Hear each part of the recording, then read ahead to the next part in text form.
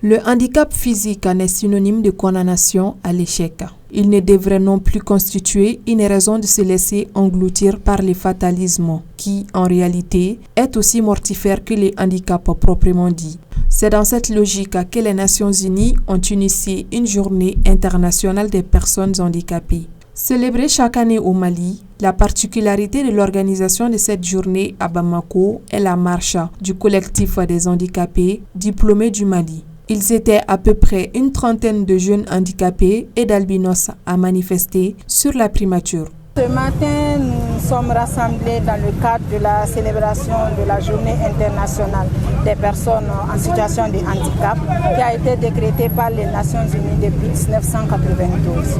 Nous avons profité de cette journée pour pouvoir réclamer l'adoption du décret d'application de la loi numéro 27/2018 portant sur la protection des personnes en situation de handicap. Donc, nous, en tant que personnes atteintes d'albinisme, vous savez que depuis 2018, à Fana, il y a eu l'assassinat de la petite Ramata Diarra. Donc Ramata n'est pas la seule victime de ces rites, de ces mythes erronés.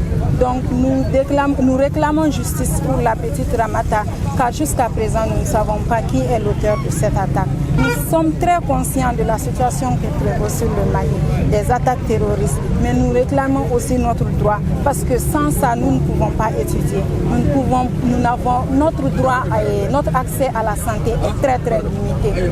Nous avons eu des frères et sœurs qui ont passé à la fonction publique dernier, parce que sous le régime IBK, il y a eu un décret qui a institué le quota de 5% pour les personnes en situation de handicap. Mais ces personnes doivent avoir 10 sur 20.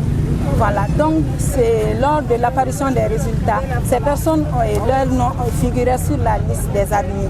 Et ces personnes jusque-là n'ont pas leur arrêté pour pouvoir commencer le travail.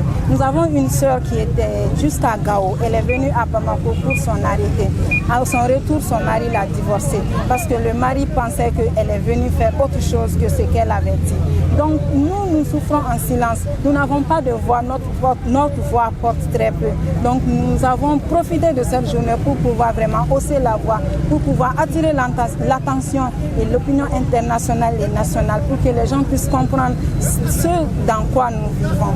Selon Sidi Mohamed Coulibaly, président du CODE, le gouvernement ne parvient pas à tenir compte des préoccupations des handicapés. Jusqu'à présent, les décrets ne vont pas les jours.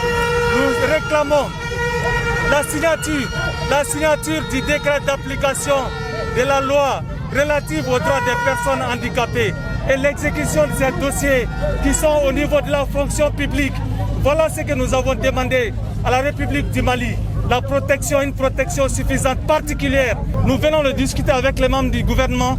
Notre objectif aujourd'hui, c'était de venir rencontrer Monsieur le Premier ministre de la République, la deuxième personnalité. Donc, pour transmettre un message, le message que nous venons de dire, et de dire aussi que nous sommes des Maliens et des citoyens comme les autres Maliens. Mais malheureusement pour nous, le Premier ministre s'est dit chargé aujourd'hui qu'il ne peut pas nous recevoir, que de remettre à un autre jour. Mais nous avons espoir en République du Mali, nous avons espoir aux personnes en situation d'handicap. Nous les demandons au Premier ministre, au président de la transition, de faire signer ce décret d'application pour que les conditions de vie des personnes handicapées puissent connaître une amélioration en République du Mali. Après plus de 2 heures passées devant la primature, le collectif n'a malheureusement pas pu rencontrer le Premier ministre, chef du gouvernement, pour cause de l'agenda chargé de Mokhtar Ouane en ce jour de fête pour les handicapés. Vivement la prochaine édition.